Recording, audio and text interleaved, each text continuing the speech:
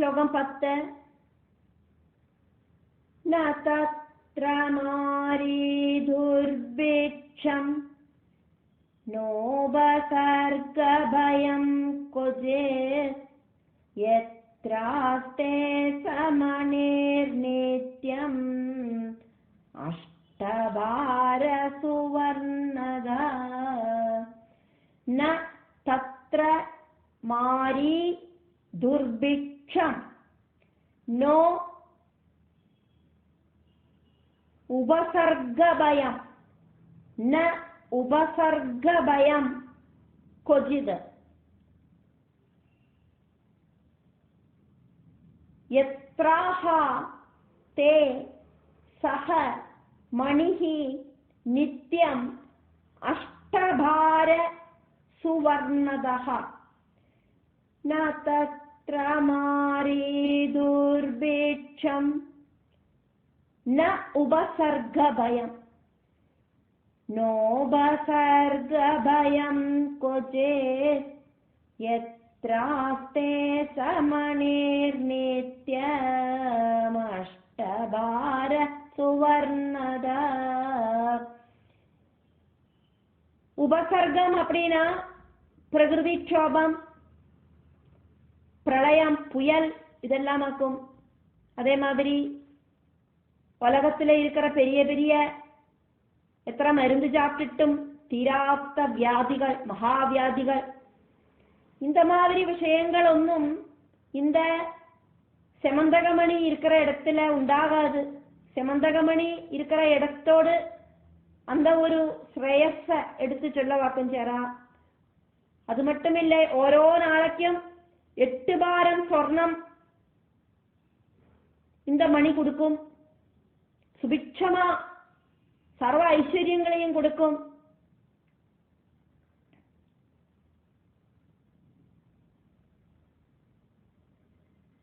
எங்கேயாக்குமோ நித்தியமும் அஷ்டபாரம் சுவர்ணம் கொடுக்கிற இந்த மணி இருக்கு, அங்க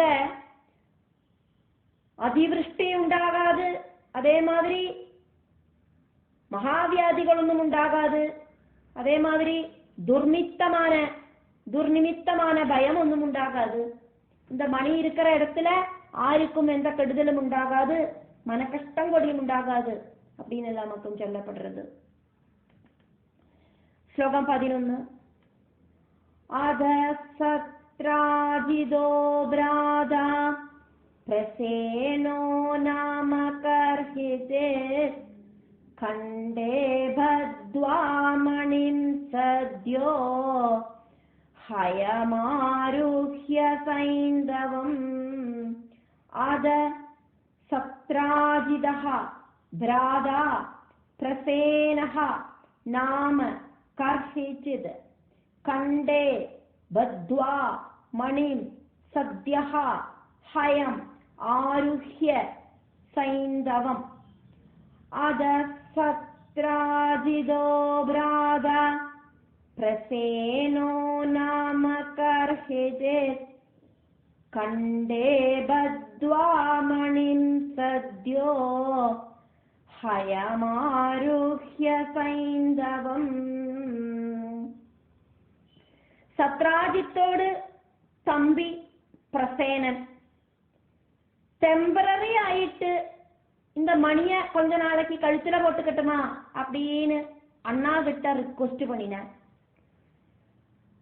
வீட்டுக்குள்ள சூஷிச்சு பத்திரமா வச்சிருக்கிற மணியாக்கும், சூரிய பகவான் கிஃப்டா எனக்கு தந்திருக்கிற மணியாக்கும். பகவான் ஸ்ரீகிருஷ்ணன் கேட்டுட்டு ஓடியும் இந்த மணிய சத்ராஜித்து கொடுக்கலை. அப்படி இருக்கிறத தன்னோட தம்பி, பாசமான தம்பி, இந்த மணி ஒண்ணு கழுத்துல போட்டு தரட்டுமா, நான் உடனே அழிச்சு தந்து விடுறேன், கொஞ்ச நேரம் போட்டுக்கிறேன் அப்படின்னு ரிக்வெஸ்ட் பண்ணினோட மனசு கேட்காதக்கு அந்த மணி எடுத்து கொடுக்கிறார் சத்ராஜித். சத்ராஜித்தோடு தம்பியான பிரசேனன் அந்த மணிய டெம்பரரி ஆயிட்டு வந்துட்டு திரும்பி கொடுத்து விடலாம் அண்ணாகிட்ட அப்படின்னு நினைச்சிட்டு கழுத்துல போட்டுண்டு குதிரையோடு மேல ஏறி உக்காந்துட்டு வனத்துக்கு வேட்டையாடுறதுக்கு கிளம்பி போனேன். സത്രാജിത്തോട് സഹോദരനാക്കും പ്രസേനൻ. മണിയെ കഴുത്തില പോട്ടുണ്ട് സിന്ധു ദേശത്തിലേന്ത് കൊണ്ടുവന്ന കുതിരയോട് മേലെ ഏറി ഒക്കാമുണ്ട്.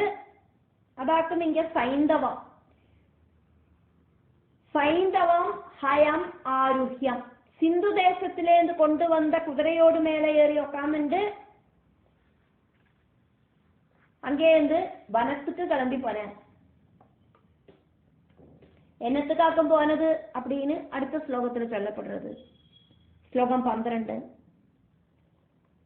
மிருகயார்த்தம் வனம் யாத தமத்ராட்சீன் மிருகாதிப பிரசேனம் சஹயம் ஹத்வா சிம்ஹோ ஜக்ராஹதம் மணிம். மிருகயார்த்தம் வனம் யாத. மிருகய அர்த்தம் வனம் யாதஹ தம் அத்ராட்சீன் மிருகாதிபஹ பிரசேனம் சஹாயம் ஹத்வா சிம்ஹோ ஜக்ராஹ தம் மணிம். மிருகயார்த்தம் வனம் யாத தமத்ராட்சீன் மிருகாதிப பிரசேனம் சஹயம் ஹத்வா சிம்ஹோ ஜக்ராஹதம் மணிம்.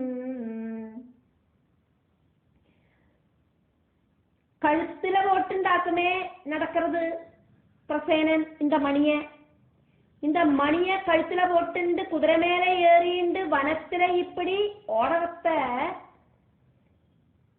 அங்க இருக்கிற மிருகங்கள் எல்லாம் ஏதோ ஒரு தேஜஸ் இப்படி அப்புறக்கும் இப்புறக்கும் ஓடுற மாதிரி இந்த மிருகங்களுக்கு எல்லாம் தோணிட்டு. ஒரு சிங்கம் என்ன நினைச்சது, நமக்கு சாப்பிடுறதுக்கான ஏதோ ஒரு உணவாக்கும், ஏதோ ஒரு ஆனிமலாக்கும் இப்படி ஓடின்னு இருக்கு அப்படின்னு நினைச்சது. அப்படி நினைச்சிட்டு ஓடி பாஞ்சு வந்தது ஒரு சிங்கம். എന്നിട്ട് அந்த குதிரை மேல ஏறி உட்கார்ந்து இருக்கிற பிரசேனனோட கழுத்திலே ஆக்குமே இந்த மணியை பார்த்திருக்கு சிங்கம். அந்த மணியை பிடிக்கிறதுக்கு வேண்டிட்டு அந்த குதிரைய அடிச்சு அந்த பிரசேனனை அடிச்சு அதுக்கப்புறமா அந்த மணிய கையில பிடிச்சது. தனக்கு சாப்பிடறதுக்கு ஏதோ ஒரு திவ்யமான விஷயம் அப்படி நினைச்சிட்டாக்கும் அந்த சிங்கம் இப்படி ஓடிப்பாஞ்சு வந்து அந்த மணிய கைவசப்படுத்திட்டு வேட்டையாடுறதுக்கு வனத்துக்கு போன பிரசேனன். அந்த பிரசேனனை ஒரு சிங்கம் பார்த்தது. அந்த சிங்கம் குதிரையோடு கூடிட்டு பிரசேனனை கொன்னு அந்த மணிய கைவசப்படுத்திட்டு. அதாக்கும் இந்த ஸ்லோகம்.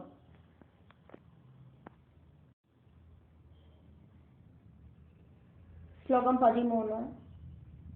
जाम्बवान् वृक्षराजोद दृष्ट्वा मणिधरं हरिं हत्वा जतं बिलद्वारे मणिं जग्राह वीर्यवान्. जाम्बवान् गृच्छराजः अद दृष्ट्वा मणिधरं हरिं हत्वा जतं बिलद्वारे मणिं जग्राह वीर्यवान्. जाम्बवान् गृच्छराजोद दृष्ट्वा मणिधरं हरिं हत्वा जतं बिलद्वारे मणिं जग्राह वीर्यवान्. சிங்கம் அந்த மணிய கையில எடுத்து சாப்பிடறதுக்கு என்ன பொருளாக்குமோ அது அப்படின்னு பார்த்தோன்னு அதுக்கு புரிஞ்செடுத்து இது சாப்பிடுற பொருள் ஒன்றும் இல்லை, என்ன சரி என்னோட கழுத்துல கிடக்கட்டும் அப்படின்னு தன்னோட கழுத்துல போட்டுண்டது. இத பார்த்து ஒரு கரடி அந்த பக்கமா வந்தது. இந்த சிங்கத்தோட கழுத்துல அத்தியுஜ்வலமா ஜொலிக்கிற ஒரு மணிய பார்த்துட்டு அந்த கரடி அந்த மணிய எப்படியாவது வாங்கிண்டு தன்னோட குழந்தைக்கு விளையாட கொடுக்கணும் அப்படின்னு நினைச்சது. എന്നിട്ട് அந்த சிங்கத்தை கொன்னு மணிய அபகரிச்சது. இந்த மணியினால என்னெல்லாம் கஷ்டமாக்கம் உண்டாகிறது. செமந்தக மணியினால பகவான் ஸ்ரீகிருஷ்ணனுக்கு இந்த செமந்தக மணியினால பழி கேட்க வேண்டி வருது. அதே மாதிரி இந்த செமந்தக மணியினால பிரசேனனோடு உயிர் போறது. இப்போ இந்த சிங்கத்தோடு உயிர் போறது. இனி இந்த கரடி இந்த மணியை தூக்கிட்டு போயிருக்கு, என்ன ஆகிறதுன்னு பார்க்கணும். அந்த கரடியோட பேரு ஜாம்பவான் அப்படிங்கிற கரடியாக்கம்.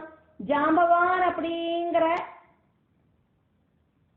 கரடி குரங்கு செமந்தக மணியை போட்டு நடக்கிற சிங்கத்தை பார்த்துட்டு பராக்கிரமத்தோடு கூடிட்டு அந்த ஜாம்பவான் அப்படிங்கிற வானரன் சிங்கத்தை அந்த குஹாத்வாரத்துல வச்சு கொன்னு மணிய பிடுங்கி வாங்கின்றது அப்படின்னு இங்க சொல்லப்படுறது. இந்த ஜாம்பவான நம்ம ராமாயணத்துல பார்ப்போம்.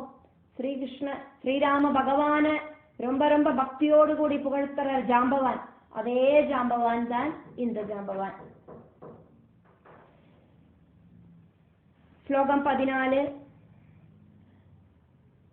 சதம் மணிம் ஸ்வபுத்ராய क्रीडनार्थमदात् प्रभो अदचिक्रीडबालोऽपि मणिं सम्प्राप्य भास्वरम् सः तं मणिं स्वपुत्राय क्रीडन अर्थम् अदात् प्रभुः क्रीडनार्थम् अदात् प्रभुः अद चिक्रीड बालः अपि मणिं सम्प्राप्य भास्वरम् सतं मणिं स्वपुत्राय क्रीडनार्थमदात् प्रभो अद चिक्रीड बालोऽपि मणिं सम्प्राप्य भास्वरम्. ஜாம்பவான் அந்த மணிய தன்னோட புத்திரனுக்கு விளையாடுறதுக்கு கொடுக்கிறார். புத்திரனுக்கு விளையாடுறதுக்கு கொடுக்கறதுன்னா புத்திரன் எந்திருந்து ஓடி விளையாடுறதுக்கு ஒன்றும் தொடங்கிட்டில்லை.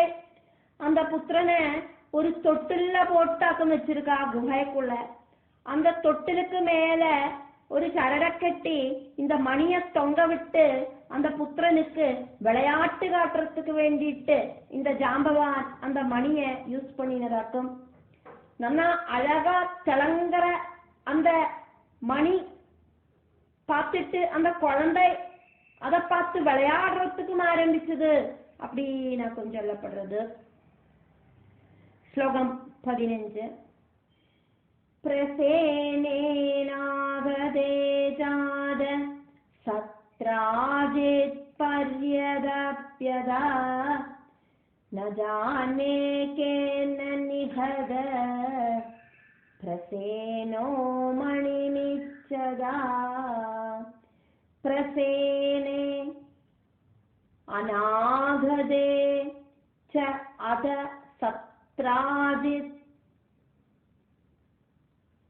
पर्यदप्यदा पर्यद अप्यदा न जाने केन निहदः प्रसेनो मणिम इच्छदा.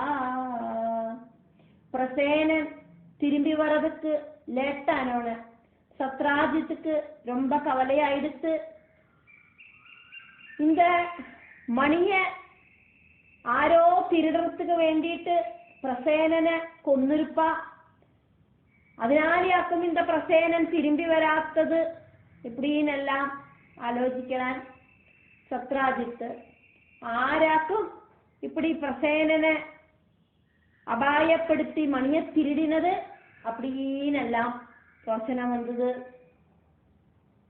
ശ്ലോകം 16. अधलोकमुखोद्गीर्ण किं वदन्ति पुरे भवत् कृष्णेन निहतो नूनं प्रसेनो மணிலிப்சுனா அத லோகமுகோத்கீர்ணா கிம் வதந்தி புரே அபவத் கிருஷ்ணேன நிகதோ நூனம் பிரசேனோ மணிலிப்சுனா அதலோகமுகோத்கீர்ணா அதலோக முக உத்கீர்ணா கிம் வதந்தி புரே அபவத் கிருஷ்ணேன நிகதஹ நூனம் பிரசேனோ மணிலிப்சுனா. மணியில நிறைய பேரு இந்த மணியை பார்த்து ஆசைப்பட்டிருக்கா. இந்த கிருஷ்ணனும் மணிய எனக்கு தெரிவியா அப்படின்னு சத்ராஜித்திட்ட கேட்டிருக்கார். அதனால இந்த கிருஷ்ணன் பிரசேனனை கொன்னு இந்த மணியை திருடி இருக்கலாம் அப்படின்னு ஊருக்குள்ள ஒரு பொய் பேச்சு நடந்தது. சத்ராஜித்து அத நினைச்சும் பார்த்தான். നാട്ടില പലവിധം പല ആൾക്കാരും ചൊല്ലിയിട്ട് നടക്കറാ. ആളുകളോട് വായിക്ക് ലൈസൻസ് ഒന്നുമില്ല. അത് നല്ലതാനാലും കെട്ടതാനാലും இல்லாததை இருக்கிற மாதிரி சொல்லறதுக்கான எபிலிட்டி நிறைய ஆளுகளுக்கு இருக்கு.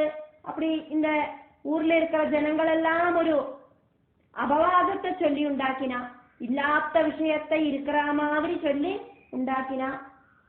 அப்படி சொல்லி நடக்கிற விஷயம் சத்ராஜித்தோடு காதலியும் வந்து சேர்ந்தது. இந்த மணி ഒരു കൃഷ്ണൻ ആശപ്പെട്ടെങ്കിട്ട കേട്ടതാക്കും എനിക്ക് തറയാ அப்படின்னு ഞാൻ കൊടുക്കലേ. കാരണം എന്നാ കൃഷ്ണനുக்கு കൊടുക്കപ്പെടാതൊന്നും എനിക്കില്ലേ. ஆனா சூரியன் எனக்கு ரொம்ப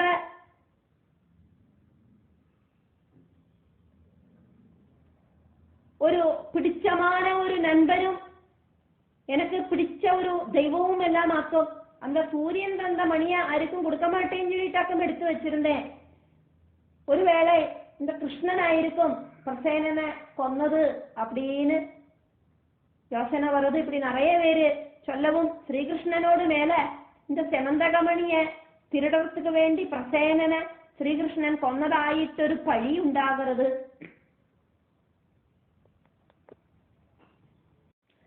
ശ്ലോകം 17.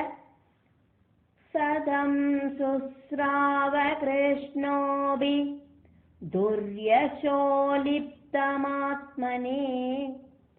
മാർഷ്ടും തത്തസ്യ പദവീം പുരൗഗോപി സഹാഗതം സഹ തം ശുശ്രാവ കൃഷ്ണഃ അഭി ദുര്യശഃ ലിപ്തം ആത്മനി മാർഷ്ടും തത് തസ്യ പദവീം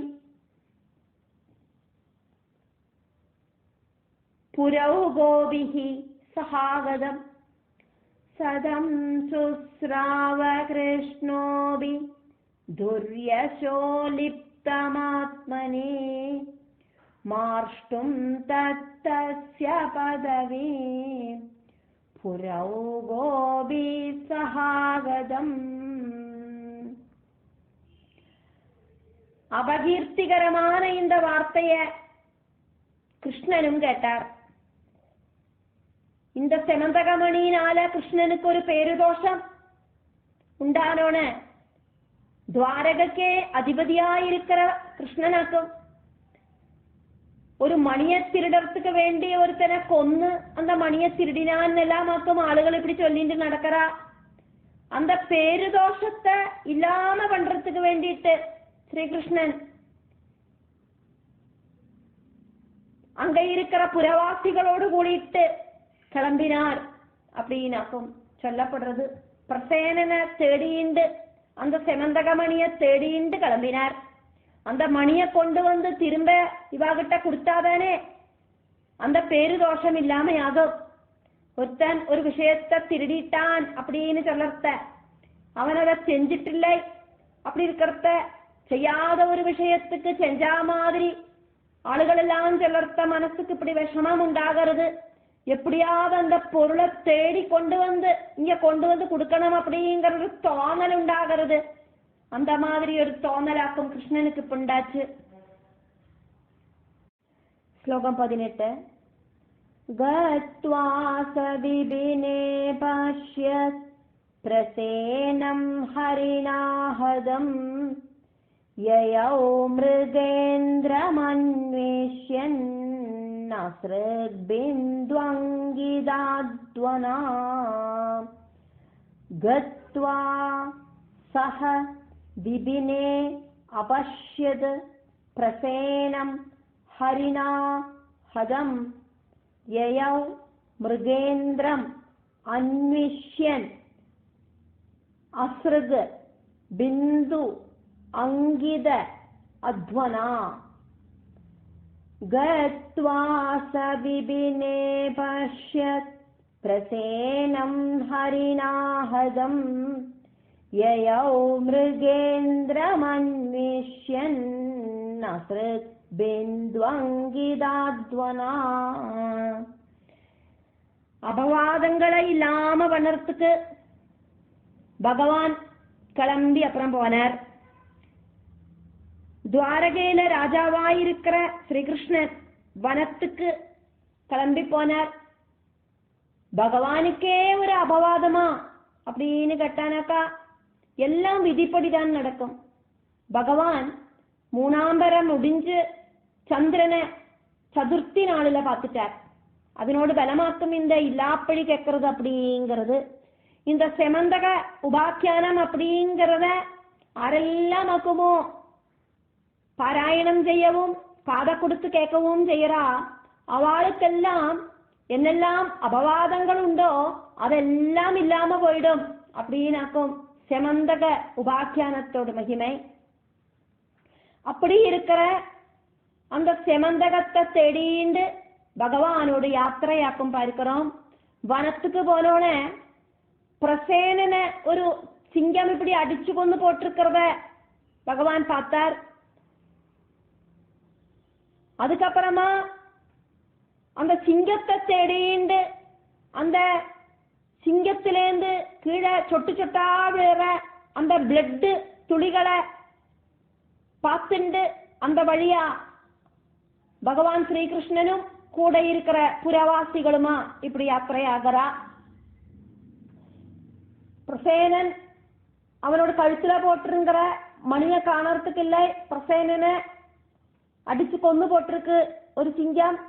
அந்த சிங்கம் நடந்து போன பாத வழியா பகவான் தன் கூட வந்திருக்கிற ஆளுகளோடு கூட்டிட்டு போனார். இங்க பகவான் தனியா போகலை, எல்லாத்துக்கும் ஒரு ப்ரூஃப் வேணும் அப்படின்னு நினைச்சார் பகவான். இப்போ நானல்ல அந்த தவறு செஞ்சேன் அப்படின்னு பகவான் இங்க சொல்லணுமானா அதுக்கு ஒரு சாட்சி எல்லாம் வேணுமே. அப்ப அதுக்கு வேண்டிட்டாக்கும் அங்க இருக்கிற ஜனங்களை எல்லாம் கூட்டிண்டாக்கும் பகவான் போயிருக்கார். அங்க போனோனையாக்கும் பிரசேனன் அங்க இறந்து போய் கிடக்க. அந்த பிரசேனனோட பக்கத்துல சொட்டு சொட்டா நிறைய பிளட் இப்படி போயிட்டே இருக்கு ஏதோ ஆனிமல் கிட்டேந்து. அந்த வழியா அந்த ஆனிமலை தேடிண்டு சிங்கத்தை தேடிண்டு அவ நடந்தா அப்படின்னாக்கும் இங்க சொல்லப்படுறது. அதாக்கும் மிருகேந்திரம் சொல்றது இங்க சிங்கம். அன்விஷ்யன் அந்த சிங்கத்தை தேடிண்டு அந்த சிங்கத்தோட உடம்புலேந்து சொட்டு சொட்டா விழுந்த அந்த துள்ளி ரத்தங்களை கண்ணுல கண்டு அதை அடையாளம் வச்சுண்டு அதாக்கும் இங்க அங்கிதா அப்படின்னு சொல்றது அடையாளம். அந்த ரத்த துளிகளை அடையாளம் வச்சுண்டு அதை தேடி நடந்தா அப்படின்னு அர்த்தம்.